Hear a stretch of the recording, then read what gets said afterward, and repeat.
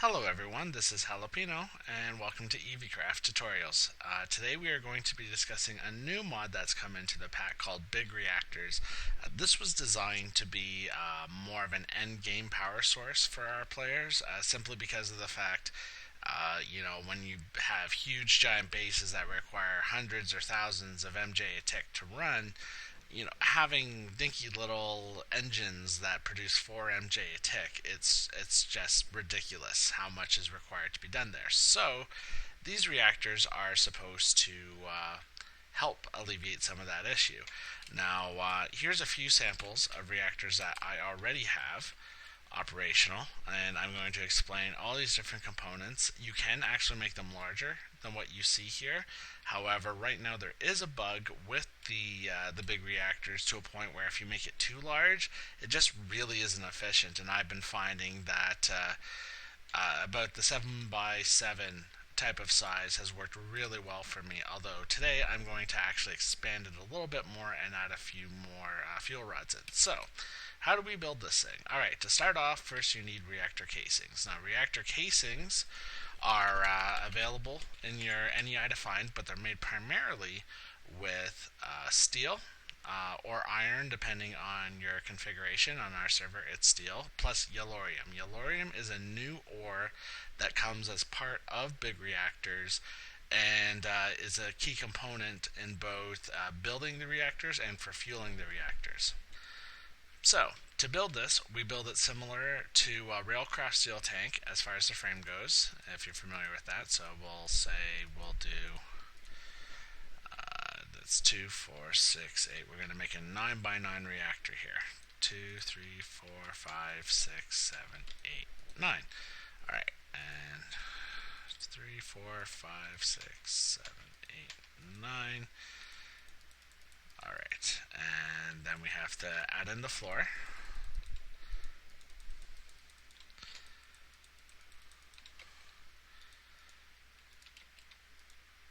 And hopefully I brought enough materials. If not, not a big deal. I've got a ton more to do this with.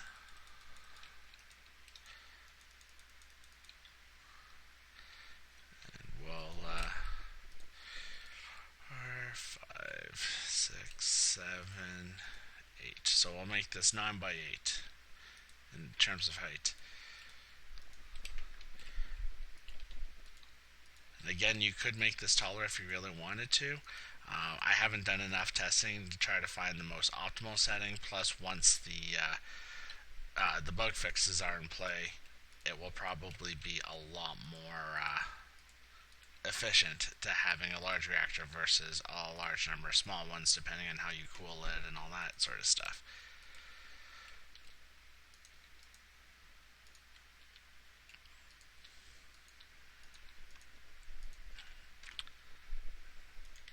And I have more casings, thank goodness. Alright, so once we've got the frame done, the next part we're going to want to add is the glass. Now, the glass is actually another component that's actually made a part reactor casing, part hardened glass. I'll show you the recipe. And again, it depends on your server's configuration. And ours, this is what we use to make it a little bit more expensive to build this thing out, simply because this is intended to be endgame on our server. But the benefit of this is that it uses less steel, but we get 2 blocks. So while we could actually make this entire frame out of reactor casings, we can use half the number of overall reactor casings simply by converting it into reactor glass. Plus, I think it looks kind of cool. So we'll... Now, the textures on the glass aren't exemplary, but this mod is still in open beta. I'm sure it'll be improved over time. So it does get a little hard to kind of pick up, make certain, like here, I missed a spot. So you have to be really careful when you're placing it that you don't miss any areas, because it's very easy to overlook.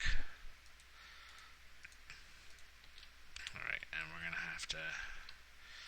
I'm going to do the ceiling last, and I will explain why when we get to that point.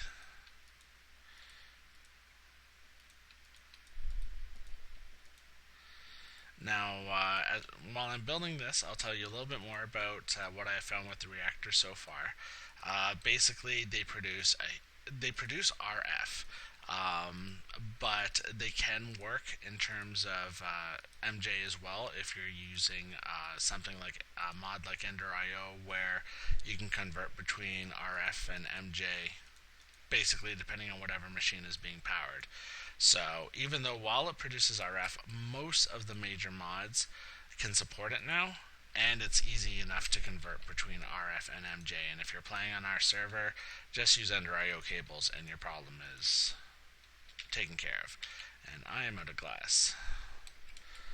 So we'll just pop over here and we'll get some more.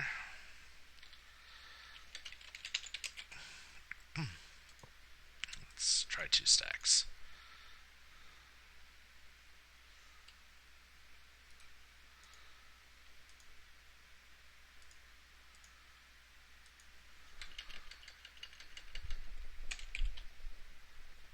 And it looks like I am actually out of hardened glass. And that's been on my list of things to do for my reactor. I'm going to quickly make some more, and then we'll continue this. Alright, so I added more hardened glass to my system, and I've got my 2 stacks of reactor glass now. And if I was smart, yeah. Let's see, let's actually finish this off first.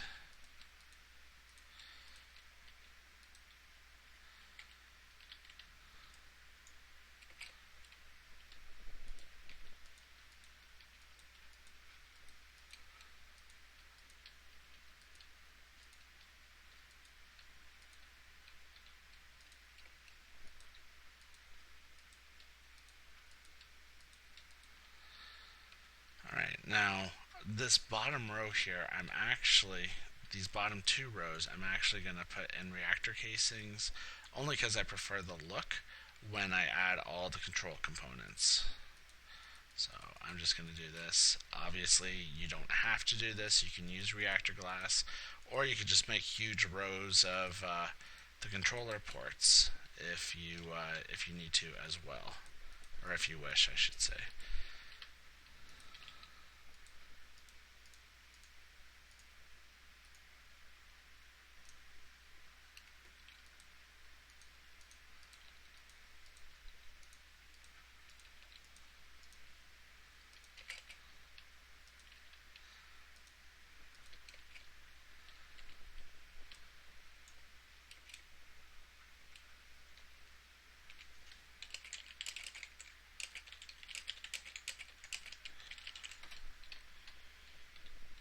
Alright, so the next step is we need to actually add the fuel rods.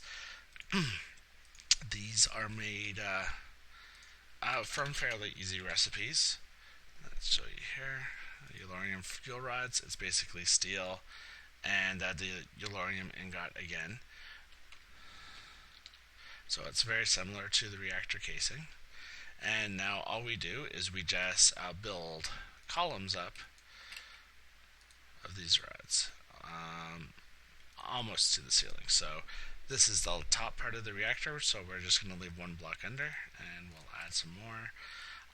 As far as I'm aware, it doesn't matter where the placement in the reactors are, but I'm also not sure exactly how the coolant works either, in terms of where it needs to be. So I tend to keep them 1 space apart from the wall and 1 space apart from each other. I have found that to be a little bit more efficient. You'll notice if you see in my first reactor, I'll show you later on, I didn't do that. I just did like full rows of fuel rods, and I'm finding the efficiency is a lot lower than with 12 rods than what I have with just 4 by doing this split up setup. Alright, so we'll do that.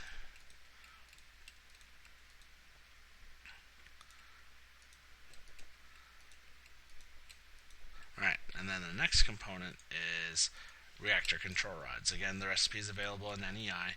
These are a little expensive, but you only need 1 of them, but 1 for each row of fuel rods you make.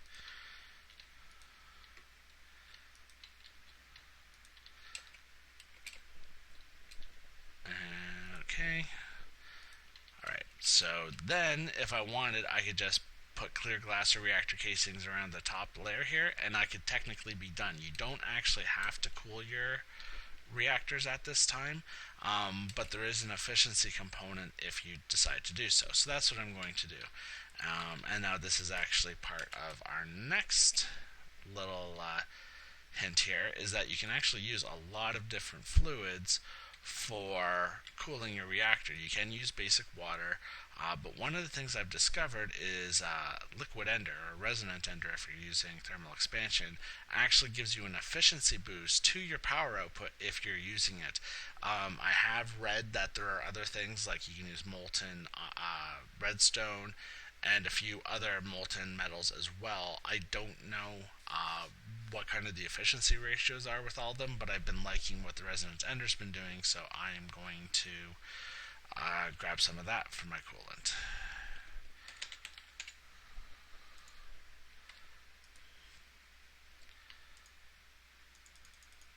I don't know if this will be enough, but we should be relatively close.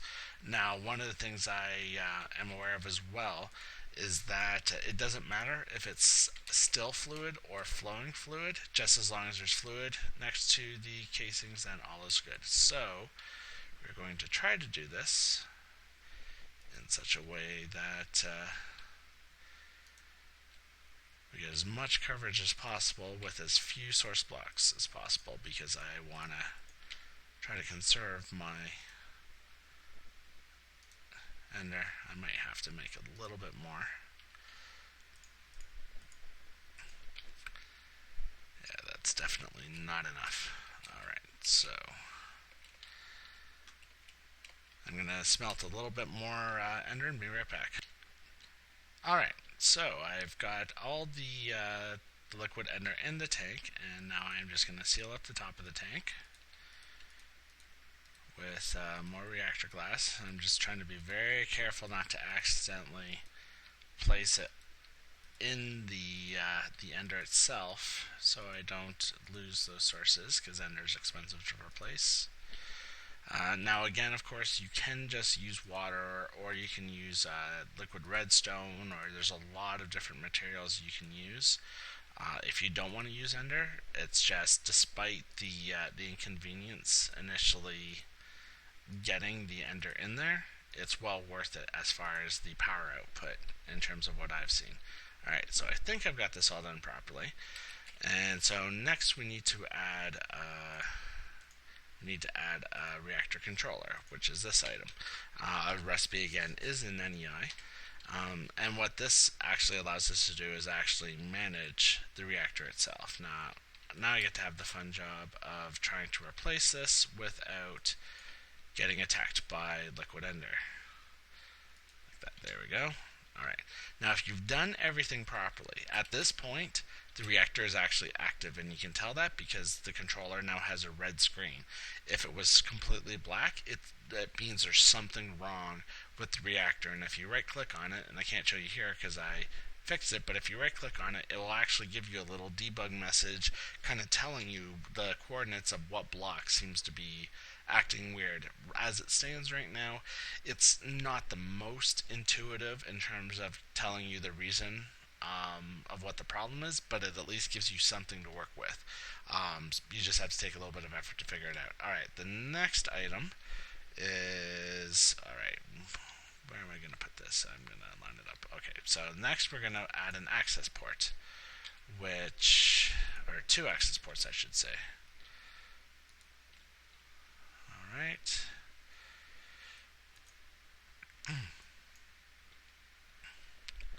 And the reason why we have two access ports are basically what you use to pipe fuel in and out of the reactor, or I guess fuel in, waste out.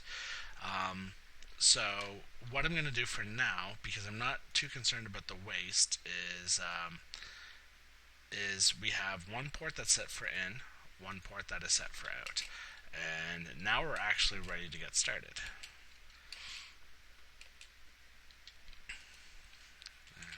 We'll grab some Yellorium.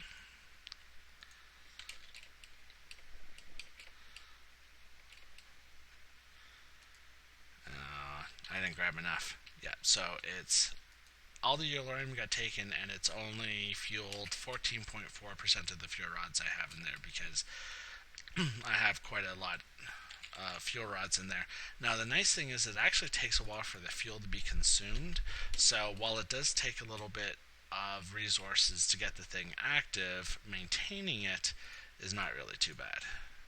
Alright, so there we go. We've got our fuel maxed. Our enrichment is maxed.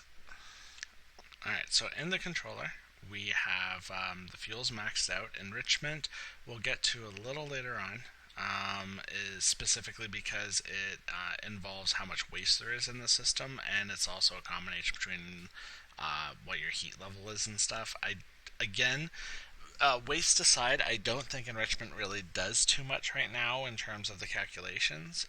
Your heat level, supposedly once it hits max, eventually in the mod, bad things will happen. I don't think it's going to be bad as the IC2 reactors, but I don't know what will happen. It hasn't been announced yet. Energy buffer, this is just basically for energy storage if you don't have enough of an output happening right now. Oh, output, that's what I forgot. I knew there was something. Alright, so we've got our control panel, we've got our access ports, but what we are missing is, oh hello. Not sure where he came from. We are actually missing the energy. I'm trying to remember. Is it called an energy port? No, it is not. I do know it's called something port. Let's see if we can find this.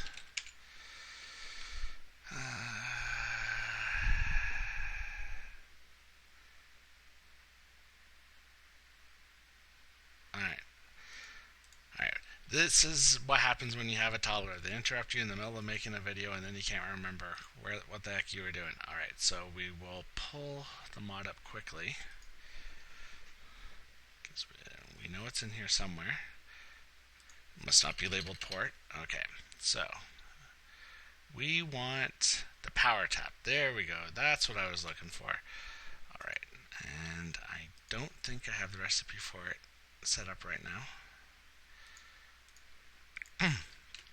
Alright, so we'll pop this into the ME system. Give it a second for it to load up in our assembler, and there we go. And we'll grab two. I have been finding that there seems to be a finite amount that it'll output from one tap at a time. So with a big reactor like this, to ensure there's no lossage of energy, I'm going to add two taps just in case. Alright, so we don't need the taps hooked up quite yet. Where'd the ender put my other casing? That's the only problem working with it. There it is. That's the only problem working with Ender, because Liquid Ender will teleport you or items whenever they come in contact with it. So sometimes it just throws my items all over the spot when I'm doing this stuff. But in any case, we are ready to go. So now we will activate it, and the power starts up. Now it is still heating up, but you'll notice our power output is around 4500 RF right now, which for those of you who don't know the conversion, just ignore that last number, and that's more or less the MJ that you get. So right now this is producing about 450 MJ a tick, which is really not that bad for 9 fuel rods. I mean, it was expensive, but 450 MJ, that's the equivalent of about, I'd probably say about 75 combustion engines, which takes up, this is a lot easier to set up than that many combustion engines, and you don't have to worry about all the fuel and water management, making sure they don't overheat, all that other sort of wonderful stuff. So we have all this power happening. Now we need something to do with it, so we'll just hook our Ender IO cables up to this, and we'll just connect it to the power bank. And now energy's starting to flow through. And now remember what I said about the energy ports. There's just too much. There's not enough output, so that's why this eternal battery is continuing to increase that, even though it's throwing in a ton of power into the system. It's just simply not fast enough. But I believe that that's actually a problem with the under IO cables. So I'm actually going to add a few more to increase the speed. There we are. See how that works out. Oh, it almost looks like it's going up faster, doesn't it?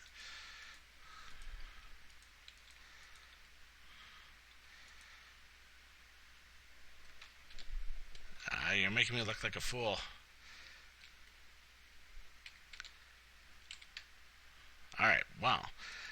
Output aside, it is actually outputting energy. It's outputting quite a fair amount of energy. It's just not outputting as much as I'd like it to be right now. You know what? This will probably solve my problem.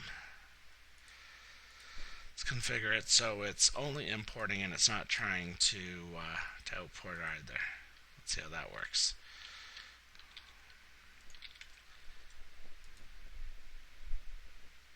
That's still making me look like a fool. Well, in any case, like I used my reactor over here. That was fine, not a big issue. Probably my solution to this would be adding a few more power taps, so then I can have more output happening at one time. It's just right now the reactor is obviously just working too well for me. But it's producing a ton of RF, and the fuel is working quite well. It still hasn't actually consumed any of the yellorium, and we've already produced tens of thousands of MJ at this point. Now, one thing you will notice in my outbox, we now have this cyanide ingot, which is actually the waste that comes out of the reactors. You do need to have a management system to get rid of this waste, because if it stays in your reactor, your enriched level actually drops. Like right now it's at 99.8%. That's because there's a little bit of waste in the system, but not enough for it to eject an ingot. But if that enrichment level gets lower, the amount of energy you produce also reduces. So you want to keep that enrichment level, as high as possible. So now, in order to finalize this, I'm actually going to expand my ME system in my normal, unorganized, and ugly way.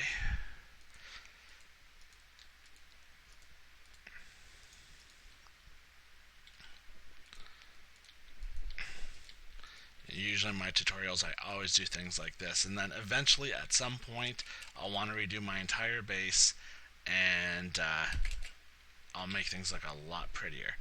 But all we need is, if I have one, well, we can use a basic import bus to collect the cyanide, and we need a basic export bus, which I don't have one on me at the moment.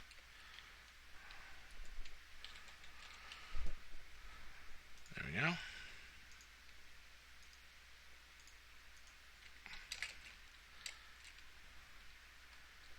Alright, so the basic export bus goes into the input, and the import is going into the output. So it's already taken, or assuming I actually had it hooked up properly.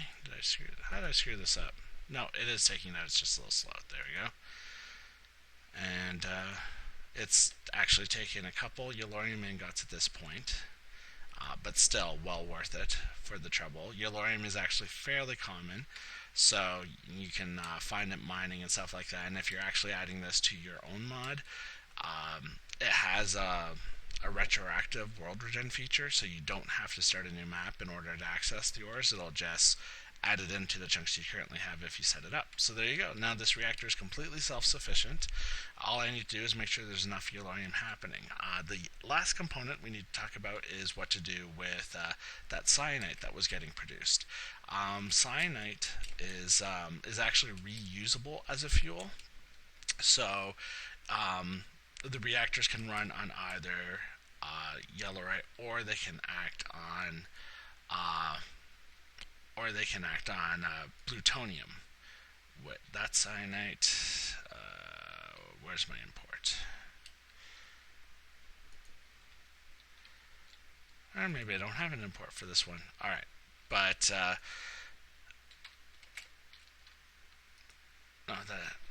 I do have an import, it's just not configured. Alright, well, basically I gotta fix this reactor up. But this particular one runs completely on plutonium, which is the waste that these reactors produce. Now, to create plutonium, you need a machine called a cyanide reprocessor, which I have somewhere around here. Where are you hiding? You know what? I'm an idiot. It is up top. Alright, this is our cyanide reprocessor here. Basically, the cyanide goes into this slot here, and with the combination of some water, comes out with plutonium. And I have this set automatically to pump in cyanide as we get it, and bring up plutonium as it gets produced. And then plutonium just works exactly like the yellorium. You just take it to a reactor, or you pipe it in, and it will fuel up your machine. That's all there is to it, and that's what it'll be powered for. You don't actually... So then this way, I have two reactors running on yellorium. This one's working completely on the waste, and one of the nice things about this is this also produces waste, so you actually get to recycle a lot of your fuel over and over and over. You will require an ongoing fresh source of fuel, but this fuel just lasts a heck of a long time, and these three reactors combined are producing about 1,000 MJ a tick, which is more than enough for the majority of people's bases out there. There are a few other components to big reactors I'm not going to touch base on, simply because of the fact they're pretty self-explanatory. There's the red net signal, which just basically is there's a number of features you can have that are triggered on a redstone reaction. In this case, I have a power monitor set up to my system. So basically, if my power in my capacitor bank gets too low, it forces my reactors to be on. But if I max out, it actually shuts them off, so I'm not producing energy that I don't need. And but you can configure it for several other things too. There's control rod insertions, which right now make absolutely no difference until the developer figures out his issues with the heat stuff. There's an automated eject waste setting. I don't use it. I have it automatically produce that cyanide. And then my system just grabs it as it imports or happens. But if you want to control that process, this is another way to do it. Basically you can have it output information. So if you want to put it into, say, a Eaveecraft item, or it might even work with IC2 stuff, you have that option as well. In addition, while we're talking about Eaveecraft, we have a computer port, so you can actually turn this reactor into a peripheral. And I'm not going to get into that. That's a little bit more advanced. But if you're familiar with Eaveecraft, this gives you a way to actually control your entire reactor, from a distance, as well as monitor it, make sure it doesn't overheat, all those other wonderful things. So that's all there is to this. If you have any questions, feel free to ask in the comments, on our forums, or in the chat. Links to both our server and this mod are listed in the description section. And be sure to subscribe and take it easy.